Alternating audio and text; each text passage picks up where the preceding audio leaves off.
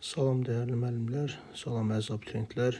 Bildiyiniz kimi Dövlət İmtahan Mərkəzi 2026-cı il üçün abituriyent jurnalı 1-i nəşr elədi və mən Aslamaz bugün sizə abituriyent jurnalında verilən coğrafiya fənni üzrə tərtib edilmiş test tapşırıqlarının izahını verməyə çalışacağım. Gəlin ilk sualla başlayaq. Deməli, sualımız belədir. Sualda bizə deyir ki, ölkə əhalisinin sayının 25 milyon nəfər olduğunu bilərək diaqrama əsasən işsiz əhalinin payını hesablayın. Biz diaqrama baxdıqda burada 16 yaşa qədər olan uşaqları belə deyək də müvafiq olaraq görürük. Baxın, burada deməli, iqtisadiyyatın fəal əhalini görürük 11 milyon 250 min nəfər. İşsizləri biz görürük. Təbii ki, burada x faiz, bunu tapmaq lazımdır bizim üçün. İşsiz əhalinin bizdən payını soruşur, faizini soruşur. Və təqaüdçüləri görürük 16 faiz, bir də 16 yaşa qədər olanları görürük 30 faiz. Əlbəttə ki, biz burada ilk əvvəl 30 və 16 faizi toplayıb bu uşaqlar və təqaüdçülərin cəm payını tapa bilərik. 30 plus 16 bölür təbii ki 46 faiz. Bunu burada yadda saxlayaq. Ondan sonra biz nə edə bilərik? Ümumi əhali içərisindəki iqtisadi fəal əhalinin faizini tapa bilərik. Bunun üçün sadə bir tənasib quracaq. Olacaq 25 milyon üçün təbii ki 100 faiz. 11 milyon 250 min üçün isə x faiz. Biz bunu həll elədikdə x alacaq. Deməli, tez vuraq. Deməli, 11 milyon 250 mini vururuq 100'ə, bölürük. Təbii ki 25 milyona. Burada biz aldıq cavabı 45 faiz. Deməli, gördüyünüz kimi bu da oldu 45 faiz. Deməli, 45 və 46 əvvəlcə bunları toplayırıq. Elədir 91 faiz. Yəni, iqtisadi fəal 16 yaşa qədər olan uşaq və əlbəttə ki, təqaüdçülərin cəmi 46 plus 45 bu elədir 91 faiz. Ümumən də biz 100 faiz əhalidən 91 faizi çıxdıqda işsizliyin səviyyəsini tapacaq. Təbii ki, 9 faiz. Düzgün cavabımız B bəndi hesab edildi. İkinci sual nümunəsini nəzər yetirək. İkinci sualda bizdən soruşur. 3 işıqlanma qurşağında yerləşən materiklərin ümumi olmayan xüsusiyyətləri. 3 işıqlanma qurşağında sizlər bilirsiniz ki, yerləşən materiklər əlbəttə ki, Avrasiya materiki, bundan sonra Afrika materiki və bir də Şimali Amerika materikidir. Yerdə qalan 3 materikimiz isə, yəni Cənubi Amerika, Avstraliya və Antarktida materikləri isə 2 işıqlanma qurşağında yerləşir. Ümumi olmayan bizdən xüsusiyyətlər soruşur. Gəlin nəzər yetirək, görək ümumi xüsusiyyətlər hansılardır. Deməli, birinci olaraq bizdən soruşur. Sahillərin Atlantik Okeanus suları yuyur. Bəli, üçünün də sahilin Atlantik Okeanus suları yuyduğu üçün bu ümumi cəhddir. Birləri atırıq. B getdi, Y getdi. Həmişəyaşıl rütubətli ekvatorial meşələr yayılmışdır. Təbii ki, bu ümumi deyil. Avrasiya və Afrikada var, amma Şimali Amerikada yoxdur. 2. Ondan sonra subtropik iqlim qurşağının daxilində Aralıq dənizi iqlim tipi formalaşır. Materiklərin üçündə də mövcuddur. Üçləri biz atırıq. Üçlər getdi. Fəaliyyətdə olan vulkanlar və dağ buzdaqları mövcuddur.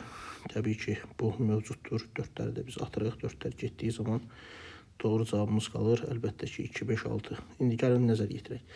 Ərazilərin əksər hissəsi qərb yarımkürəsində yerləşir. Yoldaşlar, Avrasiyanın əksər hissəsi şərq yarımkürəsindədir. Ona görə ümumi deyil. Şimal hissəsində qütb işıqlanma qurşağını əhatə edir. Əlbəttə ki, Afrikanın şimal hissəsi qütb yox. Şimal mülayim işıqlanma qurşağıdır. Ona görə də bu ifadə yanlış ifadədir. Düzgün cavab oldu verilənlərdən A bəndi. Üçüncü sualımıza baxırıq. A paralelinin uzunluğu 20 dərəcəlik paralelin uzunluğundan 2 dəfə qısadır.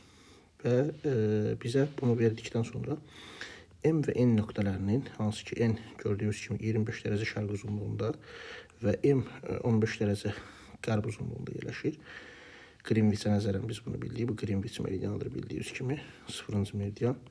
İndi A paralelini bilmədiyimiz üçün bunun 1 dərəcəyə qövsünü bilmirik. Lakin şərtdə bizə verib ki, A paraleli 20 dərəcəlik paraleldən 2 dəfə qısadır. 2 dəfə qısadırsa, şərtdə burada mötərizədə yazılan 20 dərəcəlik 1 dərəcəlik qövsünün uzunluğu ki var 104,6. Biz bunu bölə bilərik 2-yə. 104,6 bölünsün 2. Bölə görə nə qədər eləyir? Təbii ki 104,6 bölü 2 bu elə də 52 tam onda 3 kilometr. 52 onda 3 kilometr. Bundan sonraki işimiz asandır. Niyə asandır?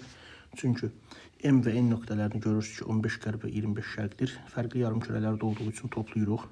15 üstə gəlinsin 25. Doğru cavab elədi 40 dərəcə. Və biz həmin o 40 dərəcəni 1 dərəcəlik qövsün uzunluğu, yəni vururuq 52 tam onda 3 kilometrə. Vurduğumuz zaman cavabımız eləyir 2092 kilometr. 2092 kilometrə uyğun gələn variantımız D bəndi hesab edildi. Növbəti sualımıza keçid eləyək. Deməli, yoldaşlar, sualda bizdən nə soruşur? Gəlin nəzər yetirək. Nəzəriyyə sualdır. Sualda 4-cü sualda deyir ki, Gulf Stream cərəyanının təsiri ilə nə baş verir? Yəni, baş verir.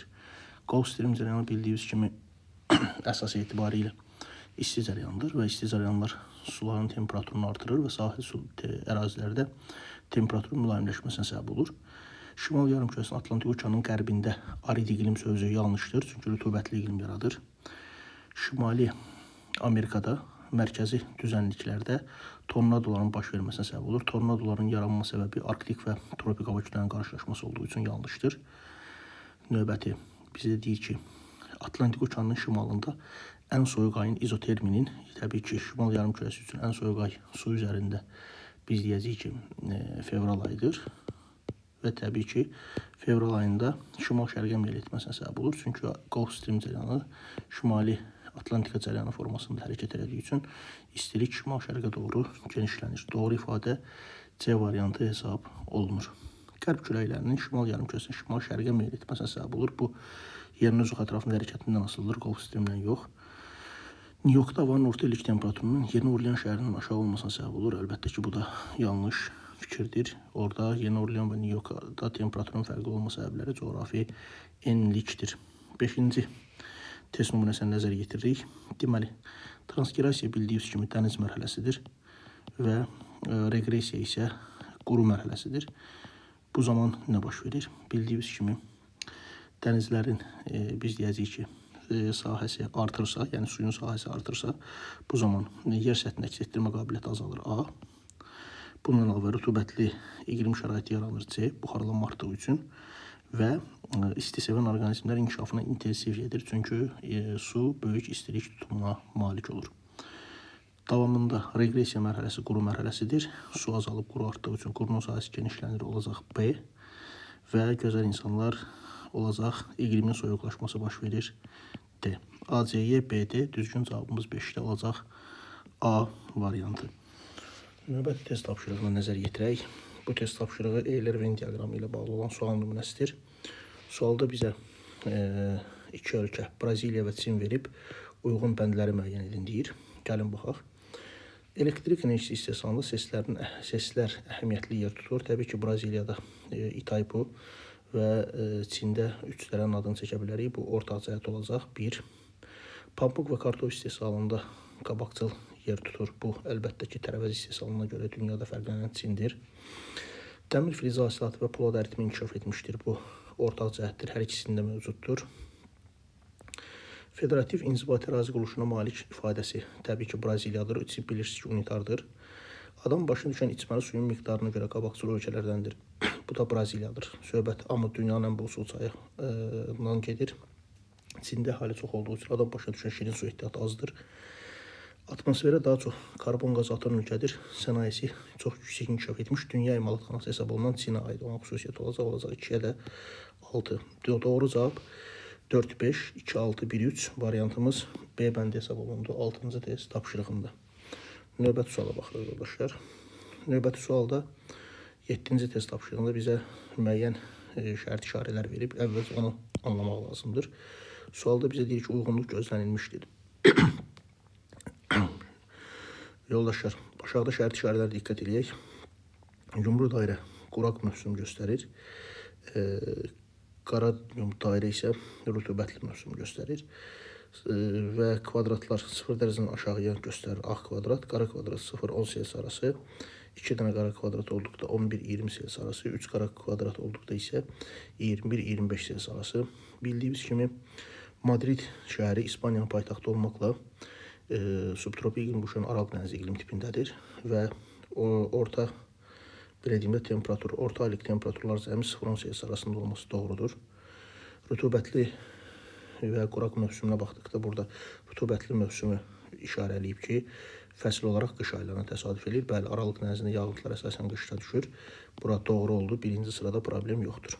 İkinci sıraya baxırıq. Londonda temperaturu verib 0 dərəcədən aşağı orta aylık temperatur. Təbii ki, bu ifadə yanlışdır. Və rütubətli dövrü bizi işarələyib ki, qış aylardır. London bilirsiniz ki, il boyu rütubətlidir. Çünki mülayim dənizdir. Moskva da bizə verib ki, orta aylık temperatur 11-20 Selsi arasıdır. Əlbəttə ki, bu ifadə yanlışdır. Rütubətli və ya quraq dövrü, quraq mövsümü yazıb ki, yay aylarıdır. Burada doğru olsa da, amma belə deyək ki, bu ikinci hissə səhv olduğu üçün getdi. 4-ə baxırıq. Perth şəhəri bilirsiniz, Avstraliyada müvafiq olaraq subtropik iqlim quşan Aralıq dənizidir, lakin cənub yarımkürəsidir. Fəal temperaturlar cəmi, orta aylık temperaturlar cəmi yay aylarında 21-25 Selsidir, doğrudur. Və quraq mövsüm cənubda yay ayları olduqda qeyd alınır. Bu da dekabr, yanvar, fevral aylarıdır. 1-4-cü ifadə doğrudur. Düzgün cavabımız B bəndi hesab olundu. Amsterdamda deməli qış aylarında temperatur 0 dərəcədən aşağı deyil, çünki mülayim dəniz iqlim tipidir. 7-ci test tapşırığının cavabı oldu B bəndi. 8-ci suala birlikdə nəzər yetiririk. Məsələ nümunəsidir. Gəlin sualımızın həllinə bir yerdə baxaq. Deməli, sualda bizə deyir ki, sxemdə A nöqtəsində havanın temperaturu 15-16 Selsi, B nöqtəsində isə 7-5 Selsidir. Deməli, A-dan B-yə doğru temperatur azalır. Deməli, bu zaman hündürlük artmış olur. Əvvəlcə onu tapmaq ötəri biz 15.6-dan çıxacaq yoldaşlar 7.5-i. Çıxdığımız zaman cavab edir 8.1 Selsi. Burada sadə bir tənasüb qururuq. 1000 metrə 6 Selsi dəyişir.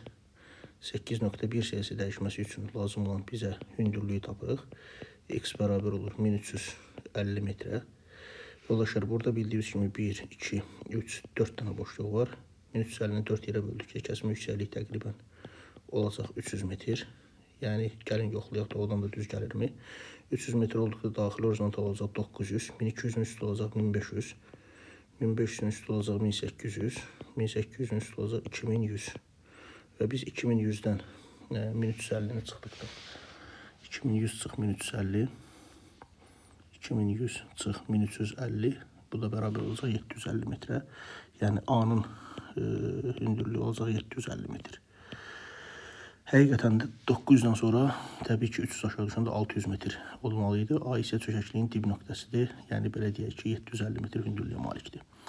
Burada B-dən hündürlük çox, A-da hündürlük isə az oldu. İndi bizə sualda doğru əlamətləri seçin deyir. Gəlin baxaq.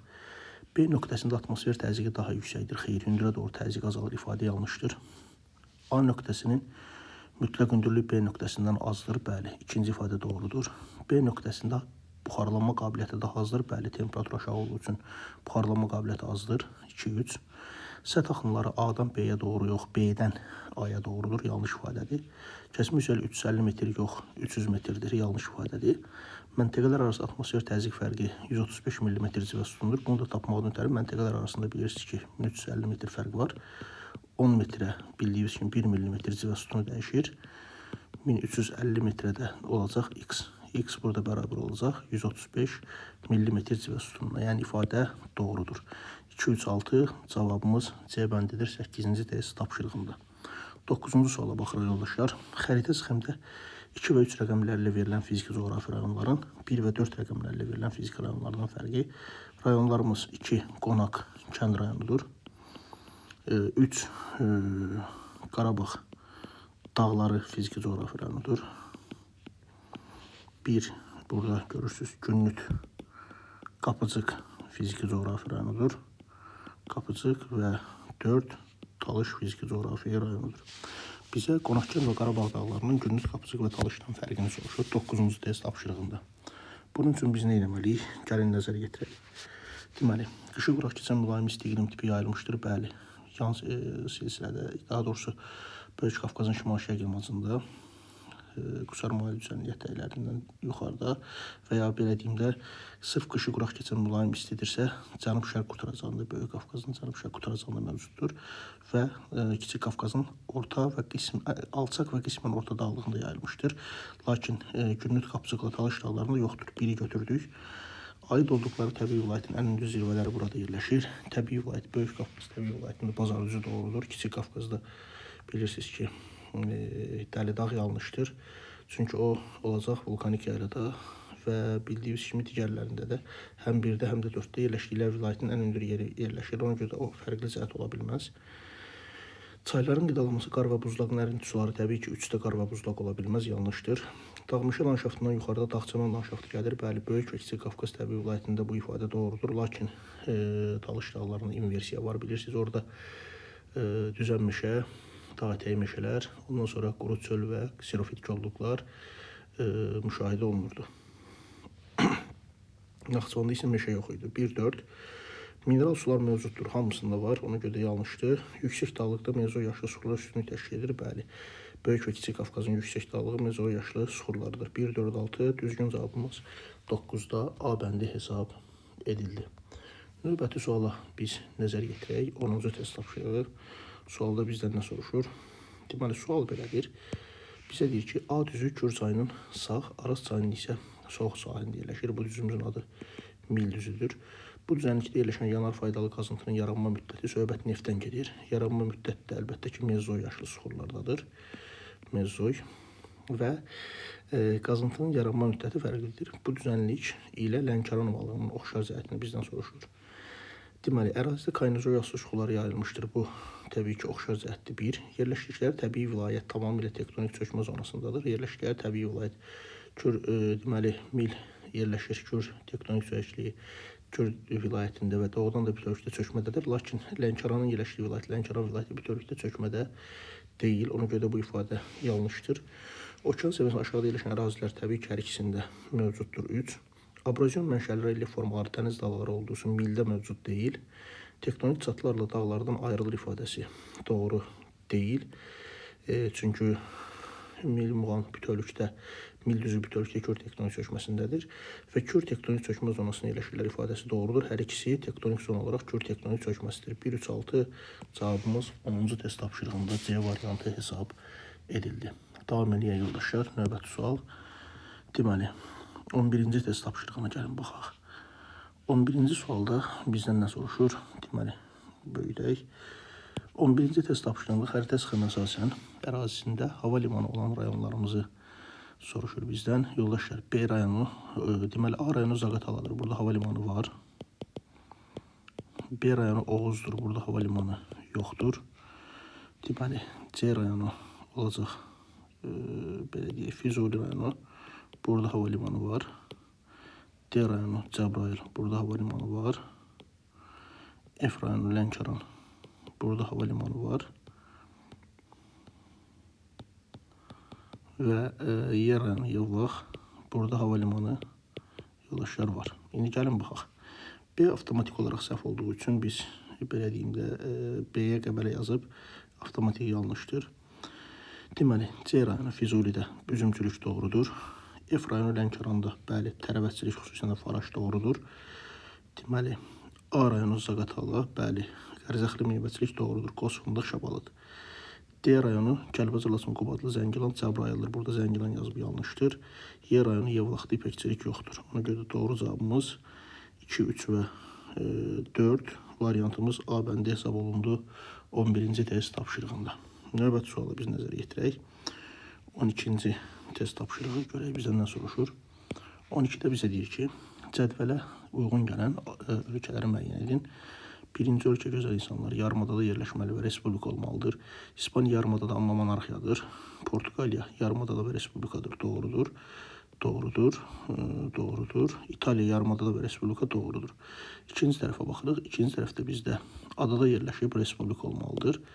Şri-Lanka adada yerləşir respublikadır. Şri-Lanka adada yerləşir respublikadır. Şri-Lanka adada yerləşir respublikadır. Tayland, Kamboca, Malazya bilirsiniz ki, konstitusiyalı monarxiyadır, olmaz. İrlandiya Respublikadır. Növbəti davam edirik. Üçüncüdə yarımadada yerləşir və monarxiya olmalıdır. Yarımadada yerləşir, monarxiya olmalıdır. Deməli, Bəhreyn adadadır, yanlışdır. İrlandiya monarxiya deyil. Qətər doğrudur. Yarımadada yerləşir və monarxiyadır. Qətər doğrudur. İndoneziya monarxiya deyil. Ona görə də yanlışdır. Üçüncüyə baxırıq. Adada yerləşir və monarxiyadır. Adada yerləşir və monarxiyadır deyib bizə. Təbii ki, Bəhreyn adada yerləşir və monarxiyadır. Mütləq monarxiyadır, özü doğrudur. Malta monarxiya deyil. Və axırıncı adada yerləşir və respublikadır. Söhbət İslandiyadan gedir, doğrudur. Düzgün cavab 12-də oldu bizdə. C bəndi. 13-də. Dərə çəmən bitkiləri daha çox yayılmışdır. Dərə çəmən bilirsiniz ki, Böyük Qafqazla Ceyran Çulazın Uralcıq dağları arasında yerləşən Qanaqayri çay dağ arası çökəliyidir. Burada dərə çəmən torpaqları geniş yayılıb. Düzgün cavab D variantı hesab olundu. 14-də baxırıq. Doğru fikirləri müəyyən edin deyir. Yoldaş Mürrey çayının mənsəbi Parana çayının erosiya bazisindən yüksəkdə yerləşir, yanlışdır. Hər ikisi okean səviyyəsindədir. Mississippi çayı buzlaqlardan başlayır, Səhvdir İtaska gölündən başlayır. Colorado və Rio Grande çayları körfəzə tökülür. Colorado, Kaliforniya körfəzində, Rio Grande Meksika körfəzində. Düzgün cavab C variantıdır. Michigan gölü iki ölkənin sərhədində yerləşir ifadəsi yanlışdır. Çünki böyük göllər qrupunda yuxarı Huron, Erie və Ontario gölləri ABŞ-Kanada sərhədində, Michigan isə yalnız ABŞ-dadır. İtaipusu elektrik stansiyasını Braziliya və Paragvay birgə istifadə edir. Argentina burada yanlışdır. Düzgün cavab oldu 14-də C bəndi. 15-ci suala bir yerdə nəzər yetirək. Deməli belə. Sualda bizə soruşur ki, verilənlərdən Qarabağ, Şirvan, Mil düzlərində yerləşən inzibati rayonları müvafiq olaraq, yəni ardıcıllıqla. Tərtər Qarabağda doğrudur. Deməli, Ağcabədi Şirvanda yanlışdır, Mil düzüdür. Xocalı Qarabağda belə deyək, qismən doğrudur. Sabirabadın bir hissəsi doğrudur, amma Cəlilabad Mil düzündə deyil, yanlışdır. Deməli, Beyləqan, belə deyək, Qarabağ iqtisadi rayonunda Qarabağ düzündə yanlışdır. Goranboy Qarabağ düzündə təbii ki, yanlışdır. Amma Qarabağ düzündə Bərdə doğrudur. Şirvan düzündə Ucar doğrudur, Kölün sol sahili və Mil düzündə İmişli doğrudur. Düzgün cavab 15-də E variantı hesab olundu. 16-cı sual.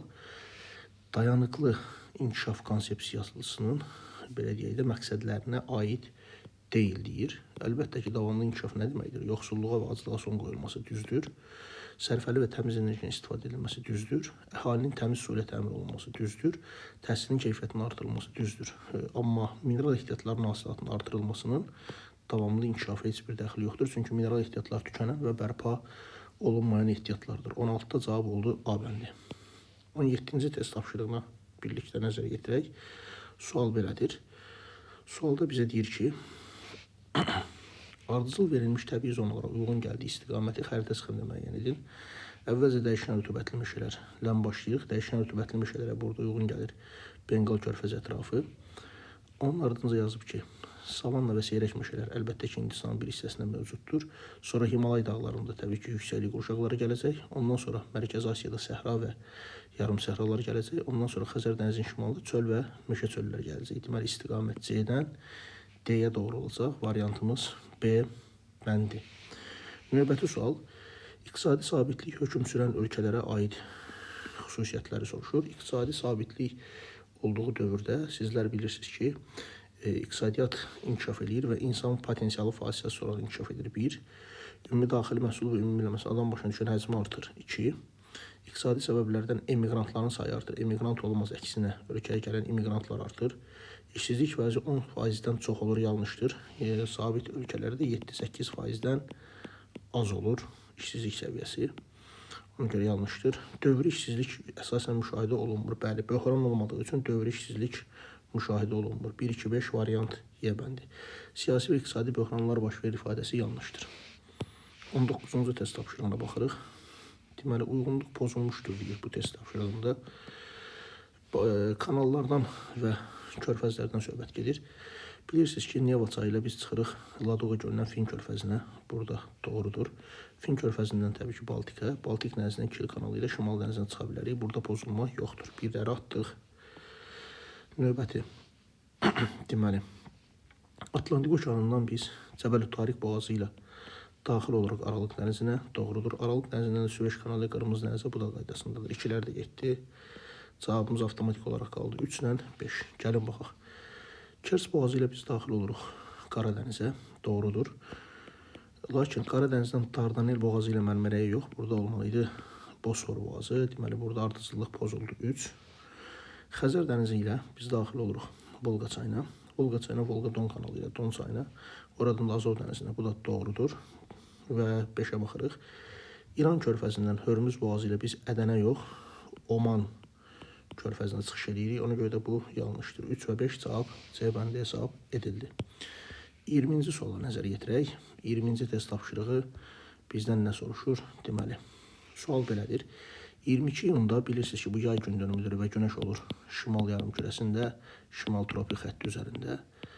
Yoldaşlar, həmin deməli, zenitdə olduğu ərazini və həmin əraziyə aid xüsusiyyətlərə baxın. Mexon düzənliyi bilirsiniz ki, tropiklər arasında qalır. Orada günəş zenitdə olmaz. Tropik xətti oranı kəsmir. Ərəbistan yanılmasında ola bilər, Meksika yarasında ola bilər, Anadolu yarası ola bilməz. Birlər və dördlər avtomatik səhvdir. Dördlər getdi, birlər getdi. Ya 2 ya 3 ilə başlamalıyıq. Yoldaşlar, 2 ilə başlayanda, yəni Ərəbistan yarımadasında ən qədim qırışıqlıq vilayəti Baykaldan əvvələ düşdüyü üçün biz deyəcəyik ki, bu ifadə 1 bura yanlışdır. Olmaz. Ərəbistan yarımadası Baykal qırışıqlığı vilayətidir. Deməli, Meksika yaylası ilə bağlı, 3 ilə bağlı fikirlərə baxaq. 1-i götürək, deməli, daha doğrusu 2-ni götürək. Mümkün buxarlanmanın kəmiyyəti yüksəkdir, bəli, istenliklərdir. 2 doğrudur.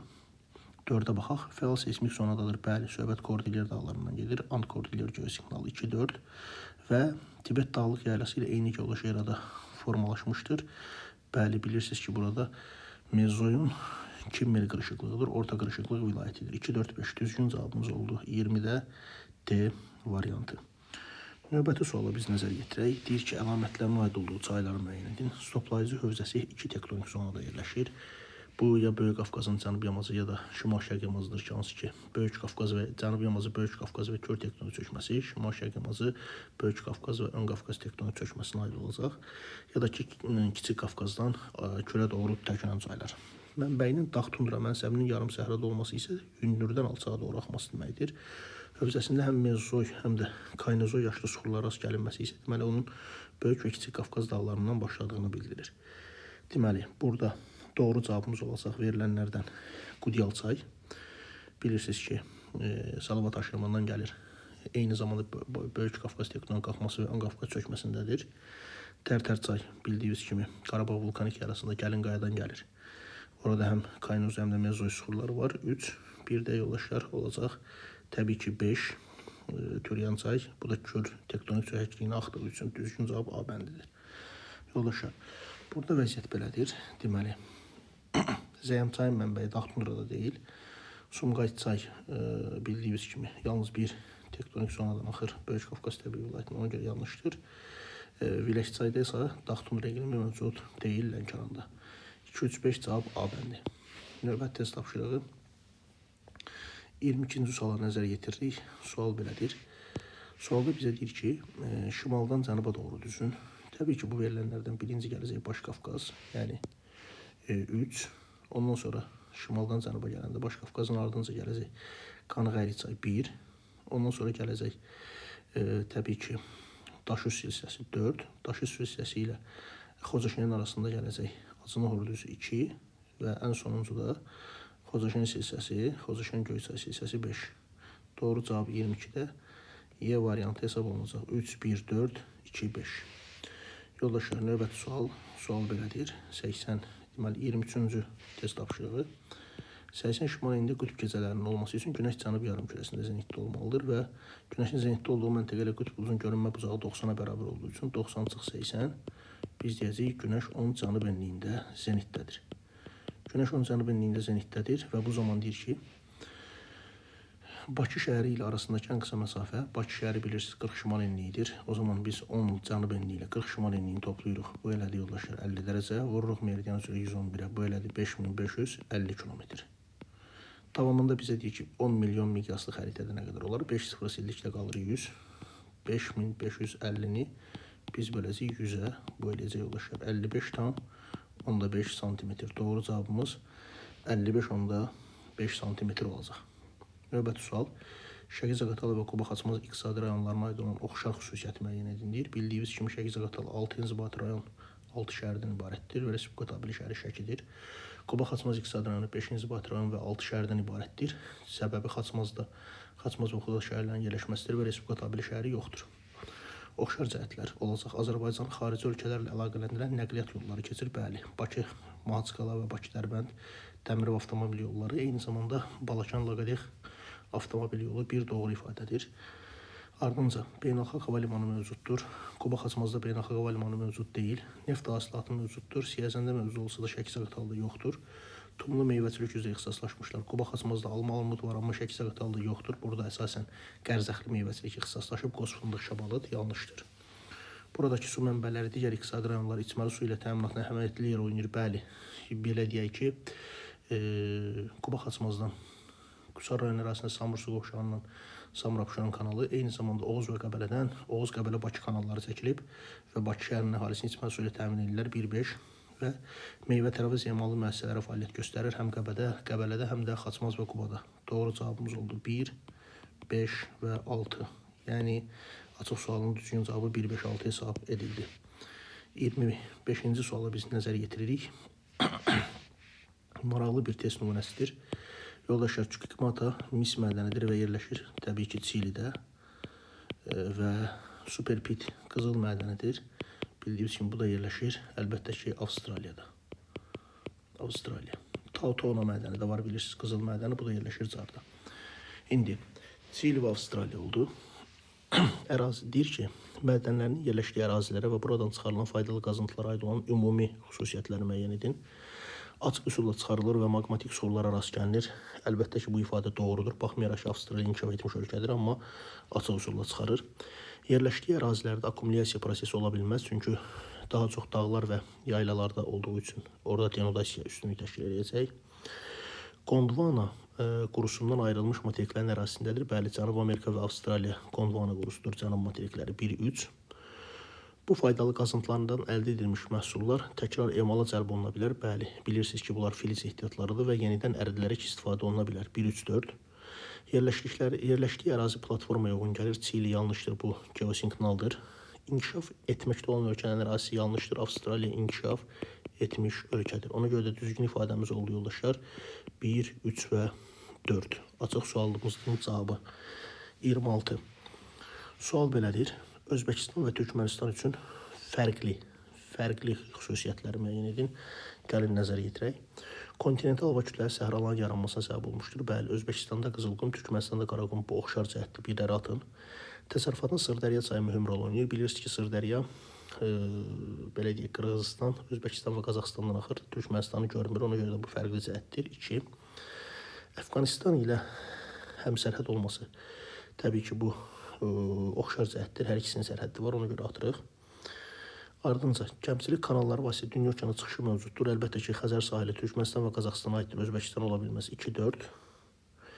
Əhalisinin əksəriyyəti türk dil qrupunun Oğuz qoluna aiddir. Yoldaşlar, bilirsiniz ki, Türkmənistanlılar Oğuzdur, amma Özbəkistanda məsələ belədir ki, burada yadda saxlayaq ki, Qaraqalpaqlar, onlar Qıpçaq qrupudur, Özbəklər isə Uyğur dil qrupudur. Ona görə də fərqli cəhətdir. 2, 4 və 5 düzgün cavabımız olacaq. Ərazinin bir hissəsi Cavan platformada yerləşir. Bəli, hər ikisinin bir hissəsi Turan Cavan platformasında yerləşir. Ona görə bu oxşar cəhətdə atırıq. Növbəti test tapşırığına gəlirik. Deməli, 27-ci sual maraqlı bir test nümunəsidir. Yoldaşlar, uyğunluğu müəyyən edin deyir. Azərbaycana gələn hava kütlələrinə gəlin nəzər yetirək. 1. Orta, belə deyək də, Asiya hava kütlələridir. Orta Asiya hava kütlələridir. 2. Təbii ki, bu Azərbaycan siklonu üzərindən gələn mülayim, belə deyək, dəniz hava kütlələridir. 3 isə yoldaşlar, Aralıq dənizin şərqi, Kiçik Asiya yarımadası, İran yaylasının şimal-qərbindən gələn cənub siklonlarıdır. Cənub siklonları. İndi görək, bizə nə deyir? Uyğunluğu soruşur bizdən. 1, 2 və 3. Baxaq. Deməli, bizə deyir ki, yayda isti olur, qışda soyuq hava şəraiti yaradır. Əlbəttə ki, kontinental üzərindən gələn Orta Asiya 1-A havanın quraq keçməsinə səbəb olur. Əlbəttə ki, o da yenə Orta Asiya olacaq, çünki kontinental bölgədən gəlir. Azov antisiklon sahəsindən gələn mülayim dənizdir 2-yə C, cənub siklonları adlanır 3-ə D, Arktika üzərindən gələn dəniz arktik və kontinental arktik olduğu üçün heç birinə aid deyil. Deməli, doğru cavabımız oldu verilənlərdən 1A, B, 2C, 3D. Növbəti sual nümunəsi. Yoldaşlar, bildiyimiz kimi bu situasiya tapşırığıdır. Burada sualda bizə nə deyir? Dünya əhalisinin sayının artması kənd təsərrüfatı məhsullarının tələbatı artırır. Okey. Hər hansı bir regionda kənd təsərrüfatının inkişafında müxtəlif amillərdən asılıdır. Bu da bildik. Xəritə sxemində A, B, C ölkələrində bitkisinin müxtəlif sahələrlə inkişafı ilə yanaşı məhsuldarlıqda da fərqlər vardır. A, Kanadadır. Yoldaşlar, B, Qana dövlətidir. Daha doğrusu Benin, Togo, Qana, Côte d'Ivoire dövlətidir. Deməli, biz ölkələri qeyd edək. Deməli, oldu 2-də.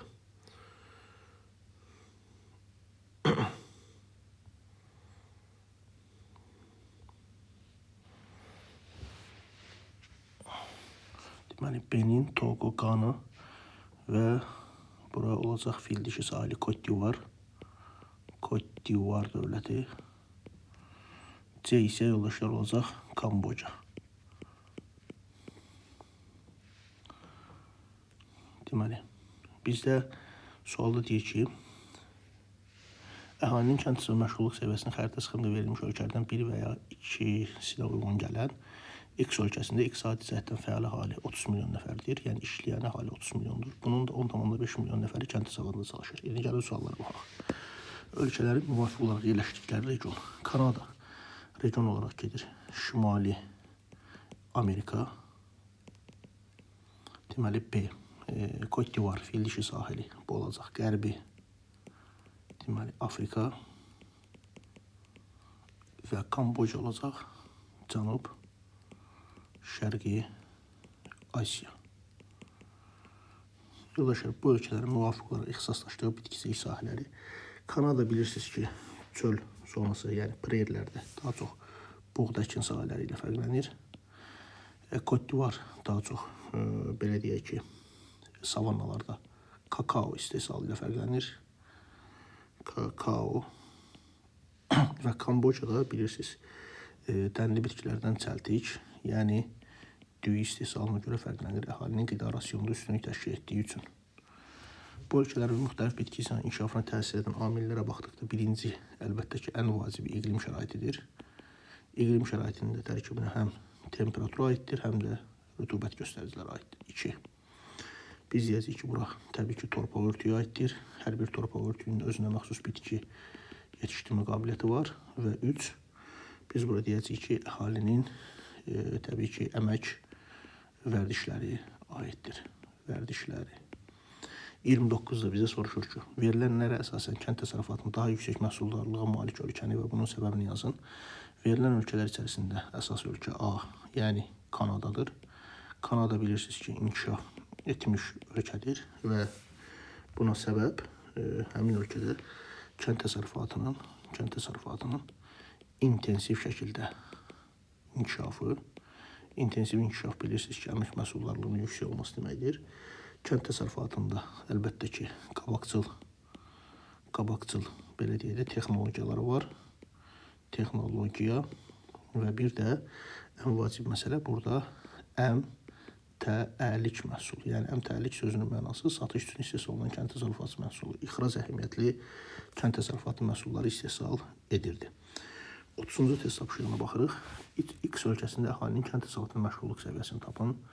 Bunu tapmaqdan tələb edəcəyik ki, deməli, X ölkəsində iqtisadi cəhətdən fəal əhali 30 milyon nəfər, bunun da 10,5 milyon nəfəri kənd təsərrüfatında çalışırsa, biz belə bir ifadə quracaq. Tənasüb, yəni 30 milyon biz götürəcəyik 100%. 10,5 milyona X. X bərabərdir. 10,5 100 oranında 1050/30 olacaq. Cavab 35% eləyəcək. Və 35% kənd təsərrüfatı da məşğulluq səviyyəsinin xəritə sxemində verilən hərflərlə verilən ölkələrin hansına uyğun gəlir? Olacaq B. Təbii ki, Côte d'Ivoire dövləti, yəni fil dişi sahili, bir də C. Kamboca dövləti. Kamboca. Bu ölkələrin inkişaf səviyyəsi əlbəttə ki, biz deyəcəyik ki, bunların hər ikisi inkişaf etməkdə olan ölkələr qrupuna aid ediləcək. Bunlar yoldaşlar oldu. Abituriyent jurnalı 1-də verilmiş test tapşırıqlarının doğru cavabı.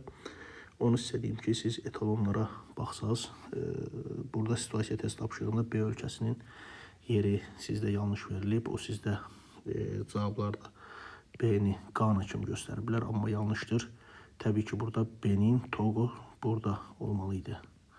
Qana, ondan sonra Qanadan sonra B olacaq, Côte d'Ivoire. Yəni, bu cavab kartında səhv verilib, Qana. Ona görə də bizim düzgün cavabımız olacaq Côte d'Ivoire və Kamboca. Diqqətiniz üçün təşəkkür edirəm, minnətdarım.